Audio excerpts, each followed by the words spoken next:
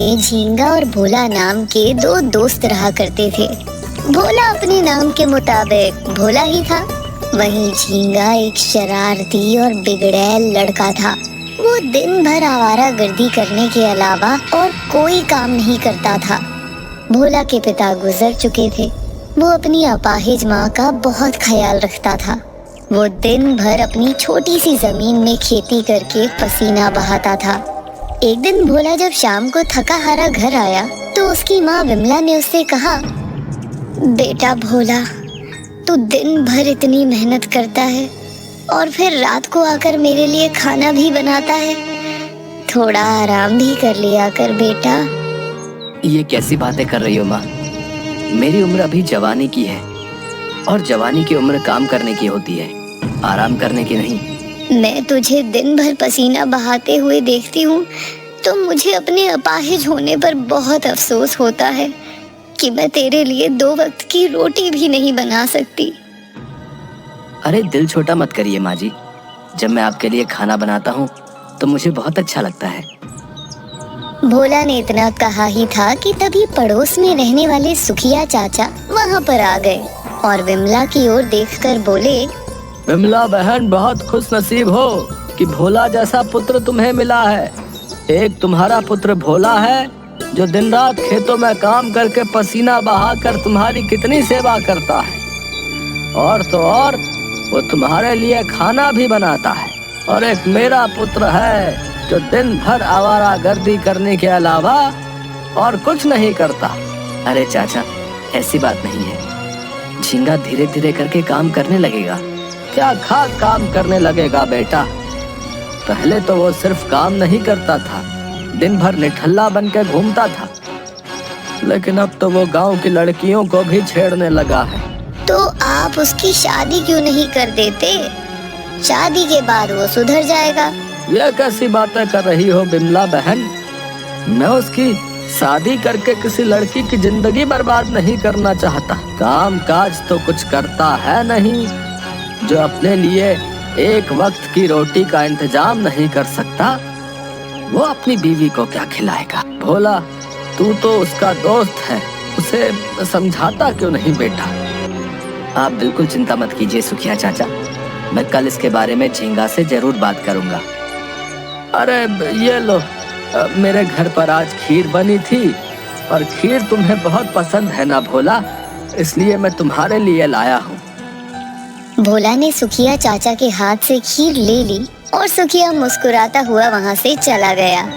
अगले दिन भोला झींगा से जाकर मिला और बोला, झींगा, तेरे पिताजी तुझसे बहुत परेशान रहते हैं, तो कुछ काम धंधा क्यों नहीं करता?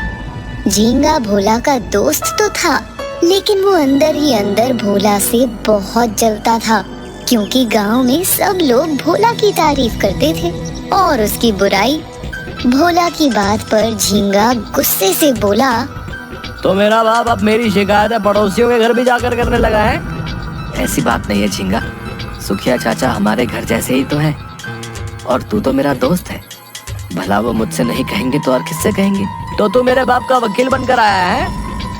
ऐसा मत बोल झींगा, वो तेरे पिताजी हैं, तुझे तमीज से बात करनी चाहिए।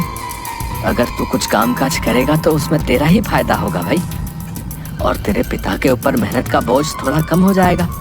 अरे ओ, अभी कोई काम करने की उम्र नहीं है मेरी, ये तो मौज मस्ती करने की उम्र है। नहीं झींगा, ये काम करने की ही उम्र है, और इस उम्र में ही आदमी मेहनत कर सकता है, तरक्की कर सकता है। जो जवानी के दिन बेकारी में गुजार देता है, उसके ऊपर बुढ़ापा किसी श्राप से कम नहीं होता। मेरी बात को अकेले में कभी ध्यान से सोचना। इतना कहकर भोला अपने खेतों की ओर चला गया। वहीं झींगा गुस्से से उसे जाता हुआ देखता रहा। झींगा अपने आप से बोला, कुछ सालों पहले मेरे ही साथ गिल्ली डंडा खेलता था, और आज मुझे ही मेहनत का पाठ पढ़ा रहा है। तभी अचानक वहाँ पर राधू सूदखोर अपने कुछ साथियों को लेकर झींगा के पास आ गया। राधू गांव के लोगों को सूद पर पैसे उठाता था और उसके बदले वो उनसे भारी ब्याज वसूलता था। राधू गुस्से से झींगा से बोला, तुझे पता है ना इस महीने तेरे ऊपर ब्याज कितना चढ़ गया है? हाँ पता है मुझे। बोला तो था तेरे पैसे सब लौटा दूंगा। लौटा दूंगा नहीं बे, कब लौटाएगा? पिछले 3 महीनों से तू मुझे बेवकूफ बना रहा है। मैं सिर्फ तेरे पिताजी का लिहाज कर रहा हूँ झींगा। तेरी जगह कोई और होता तो मैं उसकी पीट पीट कर हालत खराब कर देता। राधु की बात सुनकर झींगा थोड़ा सा सहम गया। मुझे थोड़ी सी मोहलत और दे दीजिए। ठीक है, मैं तुझे 2 घंटे की मोहलत और देता हूँ।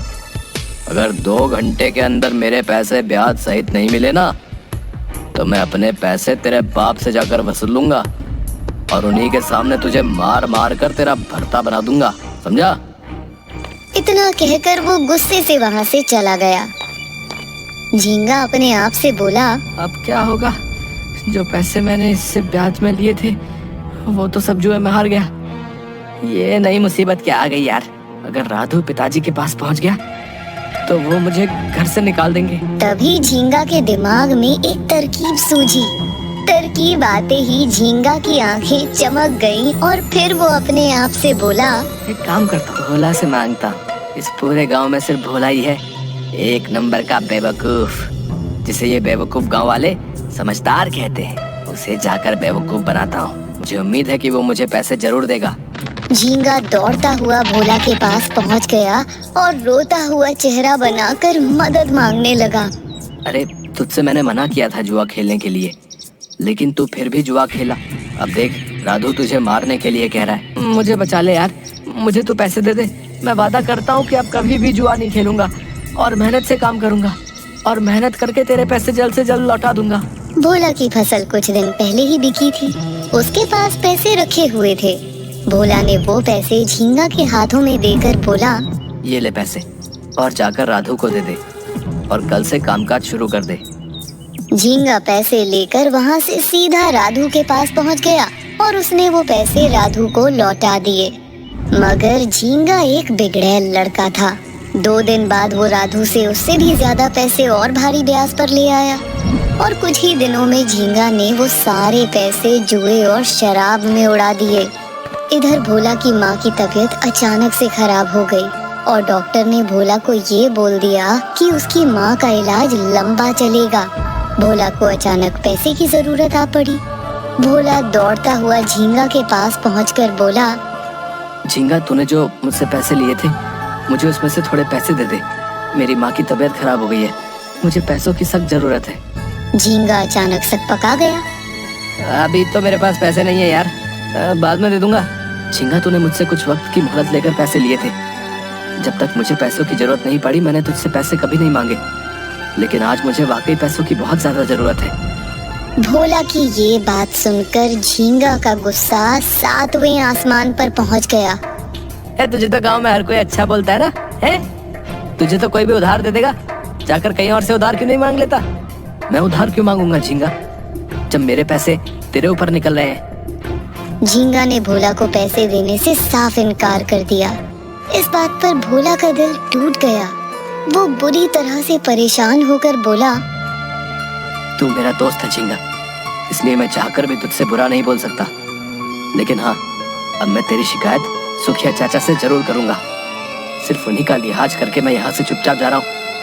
इतना कहकर भोला चला गया, लेकिन झींगा को अपनी बहुत ज्यादा बेइज्जती महसूस हुई। तभी झींगा ने देखा कि गांव के मोहन काका अपने हाथ एक पोटली पकड़े हुए भोला के घर की ओर जा रहे थे। अरे कहाँ जा रहे हो मोहन काका? आखिर तुम्हें भोला से क्या काम पड़ गया? 2 दिन बाद हमारी बिटिया की शादी है। इस पोटली में बिटिया के दहेज के सोने के गहने हैं। मैं अपनी पत्नी सरला के साथ शहर में कुछ खरीदारी करने जा रहा हूँ। तब तक ये गहने मैं भोला के घर पर रखने जा रहा हूँ। भला भोला से ज्यादा ईमानदार व्यक्ति इस गांव में कौन हो सकता है? इतना कहकर मोहन काका वहाँ से चले गए। उनकी बात सुनकर झींगा के अंदर भोला के प्रति और ज्यादा नफरत बढ़ गई। तभी वहाँ पर राधु अपने कुछ साथियों के साथ दोबारा आ पहुँचा। अभी तक मेरे पैसे नहीं आए झींगा। झींगा, जो कि बहुत गहरी सोच में एक योजना बना चुका था, मुस्कुराते हुए बोला, चिंता मत करो राधु भैया, 2 दिन बाद तुम्हारे पैसे पहुंच जाएंगे। ठीक है, सिर्फ 2 दिन और तीसरा दिन मेरा। इतना कहकर राधू वहाँ से चला गया। झींगा भोला के घर पर चोरी करने की योजना बना चुका था। वो जानता था कि भोला दिन भर के लिए खेतों में काम करने के लिए चला जाता है और उसके घर पर उसकी बूढ़ी अपाहिज माँ लेटी रहती है। तो अगले दिन झींगा दोपहर के वक्त भोला के घर चला गया। क्या हाल है झींगा बेटा? आपके आशीर्वाद से मेरा हालचाल बहुत अच्छा है। यहाँ से गुजर रहा था तो सोचा भोला से मिलता चलूं। अरे तुझे तो पता है झींगा कि भोला सुबह से ही खेतों में निकल जाता है और शाम को लौटता है। अरे चाची, ये तो बड़ी गड़बड़ हो गई। चलो ठीक है, मैं उसे शाम को मिल लेता हूँ। वैसे मैं आपके लिए बर्फी लेकर आया हूँ। झींगा ने बर्फी में बेहोशी की दवाई मिला दी थी। विमला ने बड़े प्यार से बर्फी का एक टुकड़ा अपने मुंह में रख लिया, पर बर्फी खाते ही विमला को बुरी तरह से नींद आने लगी और वो कुछ ही पलों में बेहोश हो गई। झींगा ने बड़ी चालाकी से भोला के घर से वो सोने की पोटली अलमारी से निकाल ली और ठीक वैसी की वैसी पोटली उस जगह पर रख दी ताकि किसी को शक ना हो। अगले दिन मोहन भोला के घर पर आकर अपनी जेवर की पोटली मांगने लगा। मुझे गहने वापस कर दो भोला। मोहन काका की बात सुनकर भोला ने वो पोटली मोहन को दे दी, मगर जैसे ही पोटली मोहन ने खोली तो वो देखकर हक्का बक्का हो गया कि उसमें पत्थर के टुकड़ों के अलावा कुछ नहीं था। मेरे सोने के गहने कहाँ हैं? ये देखकर भोले के माथे पर पसीना आ गया। काका, आपने जैसी पोटली मुझे दी थी मैंने वैसी की वैसी पोटली वहाँ पर रख दी थी। मैंने तो खोल कर भी नहीं देखी।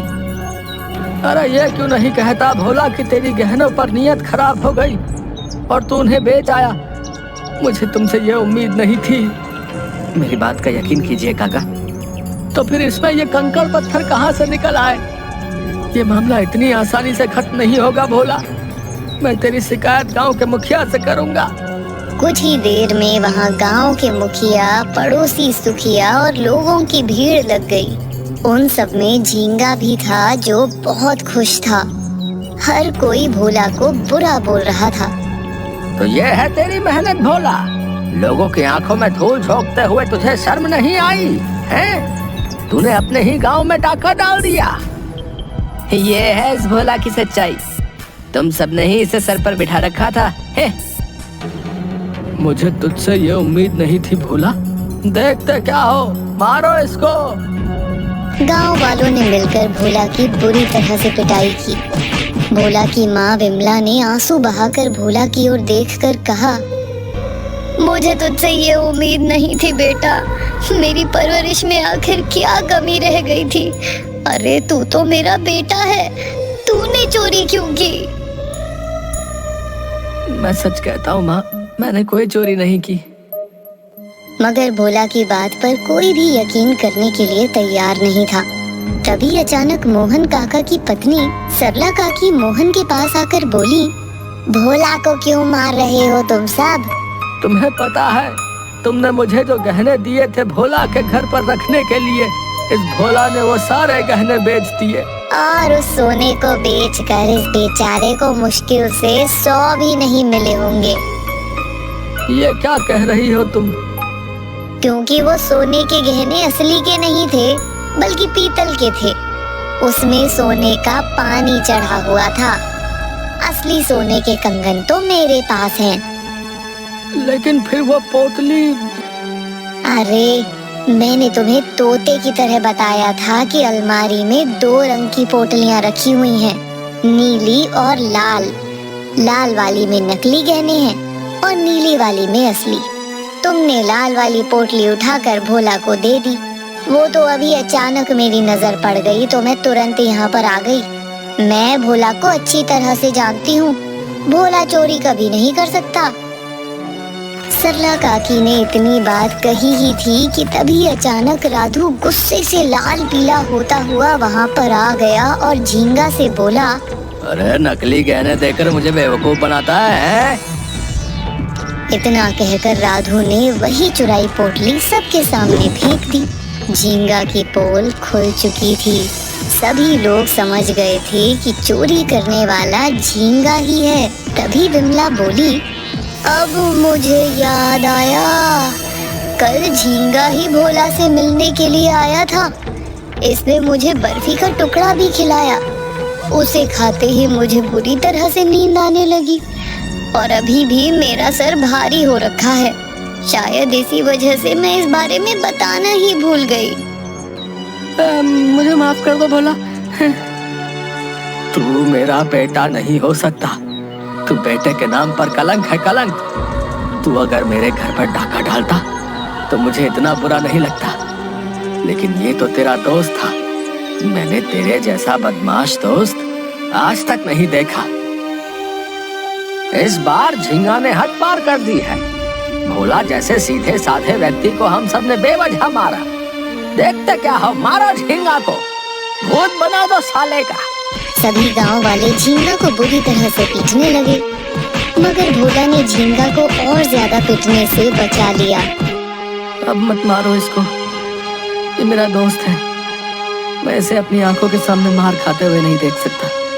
इसकी आंखें बता रही हैं कि इसे अपनी गलती का पछतावा है। भोला की बात सुनकर झींगा रोने लगा और भोला के पैरों पर गिरकर बोला, मैं तुम्हें फंसा रहा था और तुमने मुझे पिटने से बचाया।